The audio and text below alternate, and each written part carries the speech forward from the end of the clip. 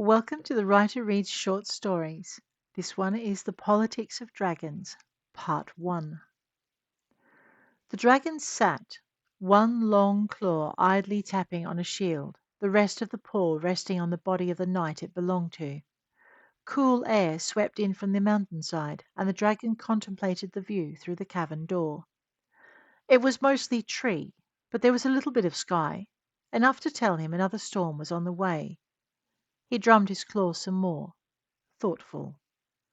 Outside, the trees dipped their crowns, their golden foliage crackling as another gust swept through.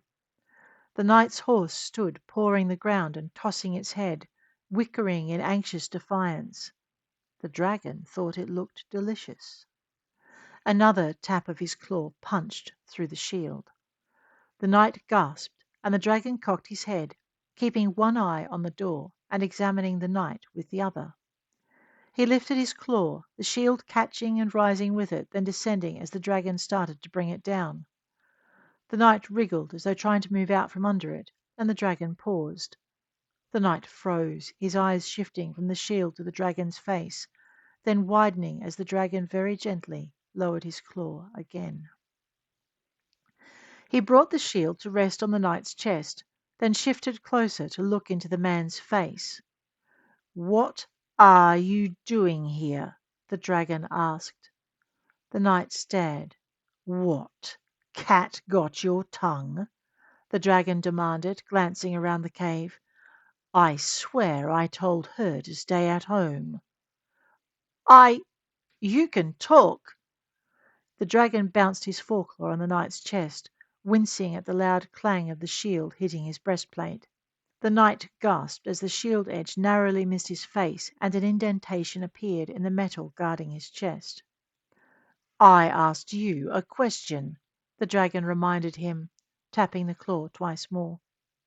Two more clangs emphasized his words, and the knight flinched, squeezing his eyes tight shut. He turned his head away from the shield's edge as it came perilously close to his face. "Well?" the dragon pressed, and the knight gulped, his arm moving beneath the grasp of his claw as he turned his head back to the door. "The storm," he managed. The horse—" "You sought shelter?" the dragon asked, and the knight nodded vigorously, his face paling as the dragon's eyes narrowed. "Who's we?" the big beast asked, and the knight's gaze darted toward the trees. The dragon followed it, catching the slight movement as someone, or something, ducked behind the bushes near the horse. He snaked his head back to the knight, sliding his body around so that his vulnerable flanks weren't exposed to the door, his weight momentarily resting on his paw. The knight groaned. He closed his eyes and shook his head. "Can't tell me?" the dragon asked, and the knight's eyes snapped open, his jaw firming as he clenched his teeth. The dragon quirked an eyebrow. "Oh, won't tell me." He dropped his lower jaw in a draconic grin, then raised his muzzle and snuffed the air. The wind shifted, and another gust brought the scent to him. This time he paid it attention. One scent in particular caught his notice. He glanced at the knight. "What is she doing here?" Thunder rumbled and the wind gusted again. The smell of the storm filled their nostrils. The knight grunted softly, shifting cautiously to prop himself up on his elbows. "Please," he began, and the dragon shimmered, heat flowing through his skin, his foreclaw shrinking as his body transformed into the solid outlines of a man the knight knew well. It couldn't be helped. "My lord!" And there it was, his secret gone. For 5 years after the ogre threat had been destroyed, the dragon had kept his secret safe. It had been 5 years more than he'd expected, but now? His hand rested on the shield, one gauntleted finger protruding through the hole to poke the dent in the knight's breastplate. He tapped it, ignoring the astonishment on the man's face. "Call them in, Captain," he ordered, "and fetch your horse too. I won't eat him." He paused, mischief curling his lips as he added, provided he behaves. He patted the shield and rose from where he crouched, moving to the heavy stone door set in the furthest recesses of the cave. Lord Bright, the knight began, but the dragon cut him off. The storm is almost upon us. Bring our people to safety. Bright paused, his hand resting on the panel. Keep my secret. The knight gave him a brief nod, and the dragon stepped into the warmly lit corridor beyond.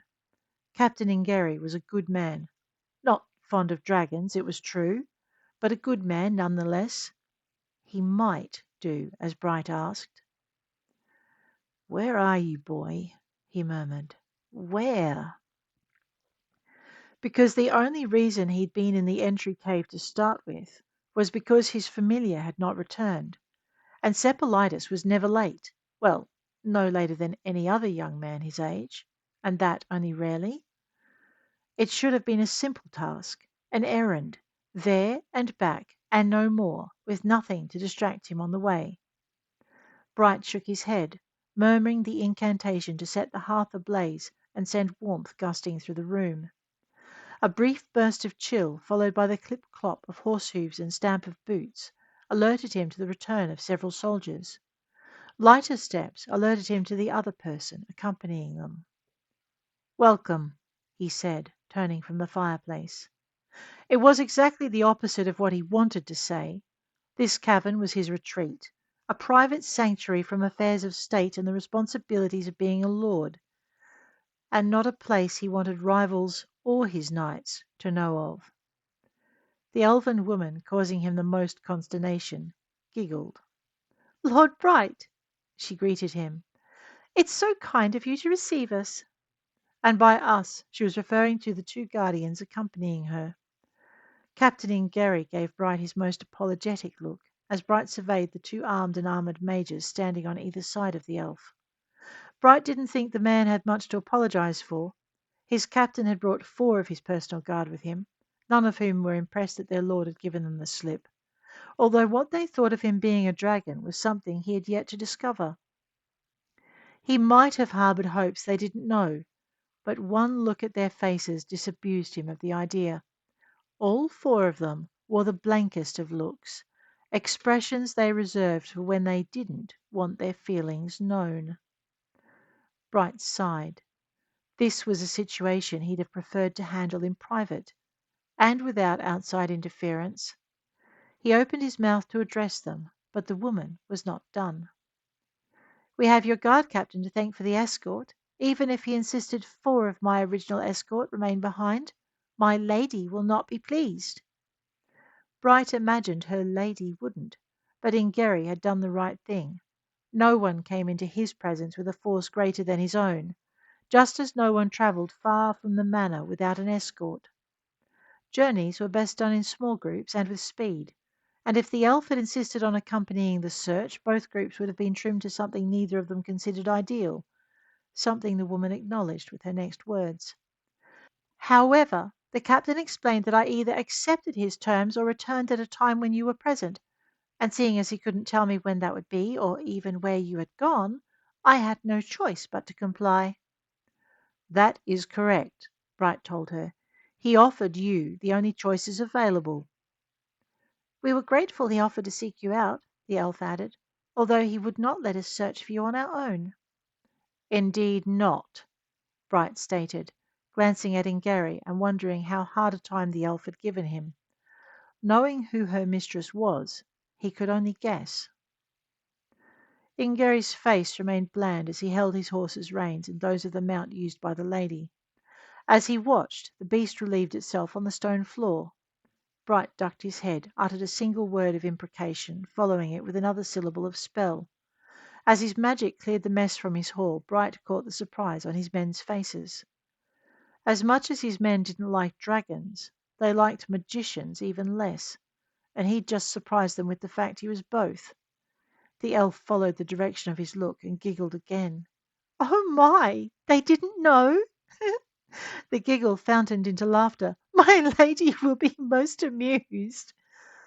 "No doubt as amused as yourself," Bright remarked dryly, noting the dislike on his guards' faces.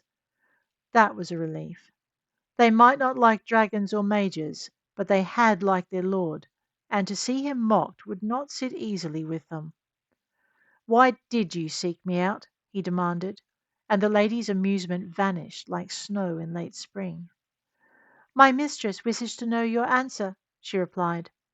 "Your lady already knows my answer," Bright retorted. "I have—" He glanced uneasily at his men, aware the elf followed his gaze with undisguised interest. "We can discuss this in private," she suggested, "where delicate matters ought to be entertained." Ingary's eyebrows rose and annoyance rippled across the faces of his men. "A lord's personal guard are privy to many delicate matters," he firmly informed her, then sighed. "Even those of an extremely personal nature." Heat swept his neck and face as he indicated one of the tables set slightly to one side of the fire. "Perhaps—" he began, only to be interrupted by a low, rumbling whicker. Glancing up, he saw Ingary's horse nudge the captain. "My lord," the man began, and Bright nodded, indicating a door on the left edge of the room.